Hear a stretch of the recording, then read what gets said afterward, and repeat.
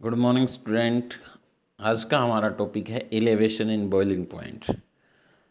Elevation in boiling point जो है colligative property है, हमारी सेकंड प्रॉपर्टी है। तो सबसे पहले एलिवेशन का मतलब यहाँ पे समझ लें। एलिवेशन मीन जो है इंक्रीज है, इंक्रीज इन बॉइलिंग पॉइंट। और बॉइलिंग पॉइंट क्या है? बॉइलिंग पॉइंट जो है it is the temperature at which vapour pressure of a liquid become equal to the atmospheric pressure. जब जो वेपर प्रेशर है एटमॉस्फेरिक प्रेशर के इक्वल आ जाए तो उसको हम कहेंगे बॉइलिंग पॉइंट। जैसे वाटर का जो बॉइलिंग पॉइंट है वो 373.15 डिग्री ये केल्विन है और 100 डिग्री सेल्सियस कह सकते हैं। और इसकी वजह से अगर हम एलिवेशन की बात करें तो उसके केस में क्या होगा कि इसका जो बॉइलिंग पॉइंट है वो इंक्रीज होगा जब हम कोई इम्प्योरिटी इसमें ऐड कर देंगे, या हम ये कहते हैं सोल्यूट को ऐड कर देंगे, तो उसकी वजह से इसका बॉइलिंग टेम्परेचर बढ़ जाएगा वाटर का। ठीक है, तो ये डेफिनेशन भी आपने याद रखनी है। Boiling point the temperature at which vapour pressure become equal to atmospheric pressure. और इसी तरह से हम ये कह सकते हैं ग्राफ जब हम बनाएंगे टेम्परेचर और वेपर प्रेशर का, तो टेम्परेचर और वेपर प्रेशर का जब ग्राफ बनाते हैं तो यहाँ से देखिए, तो वेपर प्रेशर और ये जो ऊपर की लाइन दिख है तो ये क्या है? एटमॉस्फेरिक प्रेशर है।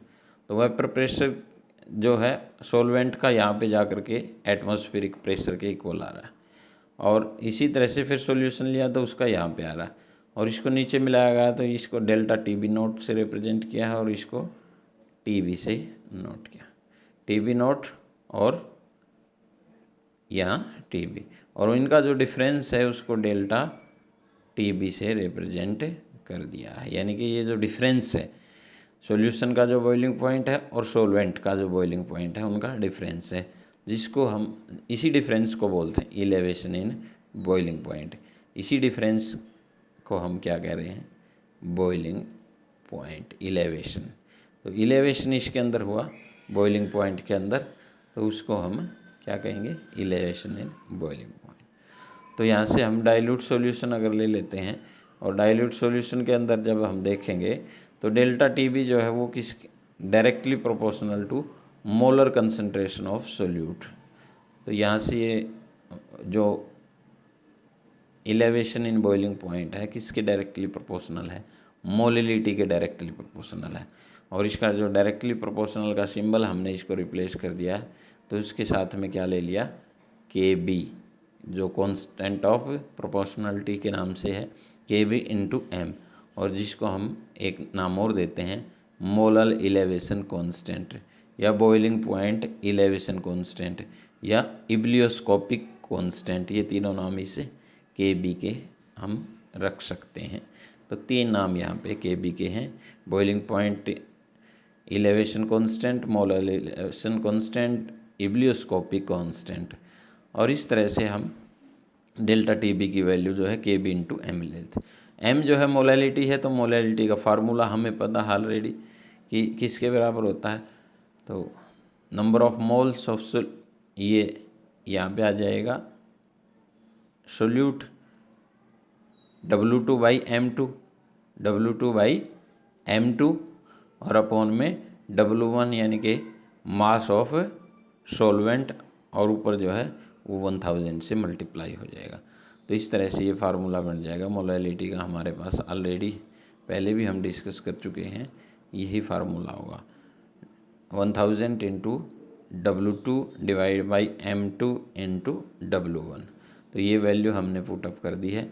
तो यहाँ पे जब पुटअप करेंगे वैल्यू, तो ये वैल्यू हमारी आ जाएगी, डेल्टा टी बी की वैल्यू आ जाएगी के B into 1000 W2 M2 into W1, ये वैल्यू आ जाएगी। इसी तरह से अगर हमें मोलिकुलर मास कैलकुलेट करना है तो मोलिकुलर मास में इसको मोलिकुलर मास को ऊपर ले जाइए और डेल्टा टी बी को नीचे ले आए, और इस तरह से इसका फार्मूला आ जाएगा M2 1000 into W2 into K B into delta T B into W1। ये जो है मोलिकुलर मास का फार्मूला यहाँ से निकल जाएगा। ठीक है, तो इस तरह से हम मोलिकुलर मास भी कैलकुलेट कर सकते हैं और इलेवेशन इन बॉइलिंग पॉइंट भी कैलकुलेट कर सकते हैं। तो इसके ऊपर न्यूमेरिकल आ जाते हैं, तो वो भी हम देख लें एक बार। इसके अंदर देख लो जो न्यूमेरिकल दिया हुआ है, आसान सा न्यूमेरिकल है कि 18 gram of glucose dissolve in 1 kg of water. जो 18 ग्राम है ग्लूकोज उसको डिजोल्व कर दिया 1 kg ऑफ वाटर के अंदर। सॉसपेन है, at what temperature will water boil 1.013 bar और kb of water is 0.52 kilo kelvin per mole. ठीक है, तो ये जो वैल्यू है किसकी दे रखी है, kb की वैल्यू दे रखी। तो kb की वैल्यू है और मोलैलिटी का जो फार्मूला है हमारे पास, तो उसके हिसाब से हमें क्या चाहिए, तो जो वैल्यू चाहिए वो सारी की सारी यहाँ पे दी हुई है। तो पहले नंबर ऑफ मोल्स चाहिए सोल्यूट के, तो वो कैलकुलेट कर दिए 18/180।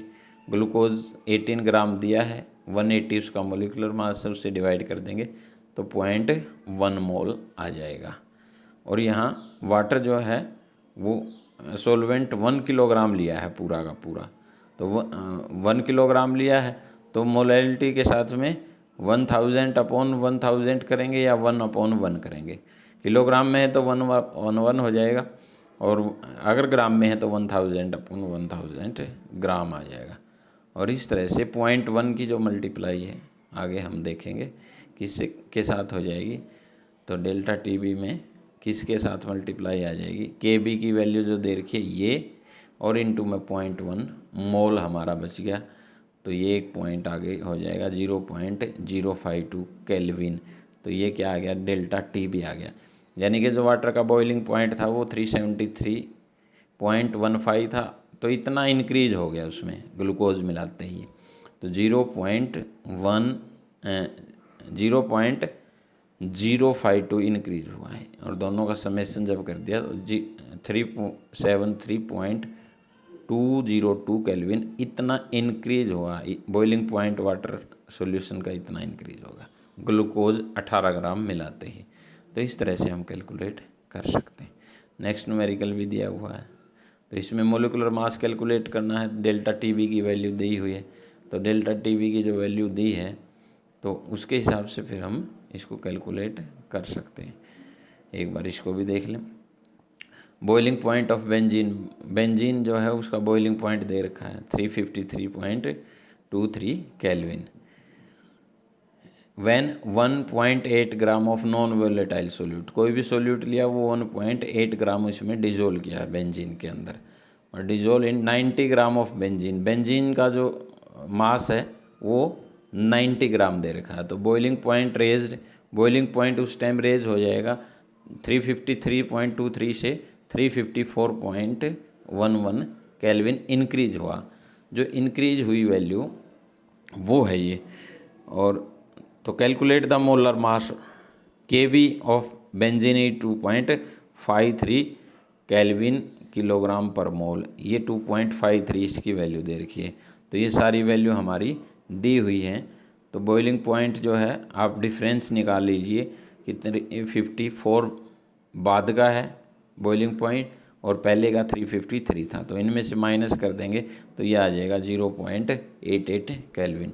तो डेल्टा टीबी की वैल्यू ये निकल आई, और डेल्टा टीबी की वैल्यू निकल आई तो इसको नीचे रखेंगे। ऊपर जो है केबी की वैल्यू ये दे रखी है 2.53, इसी के साथ W2 दे रखा है 1.8 ग्राम, इसी के साथ 1000 है ही मल्टीप्लाई में, और नीचे जो है बेंजीन का मास है 90 ग्राम।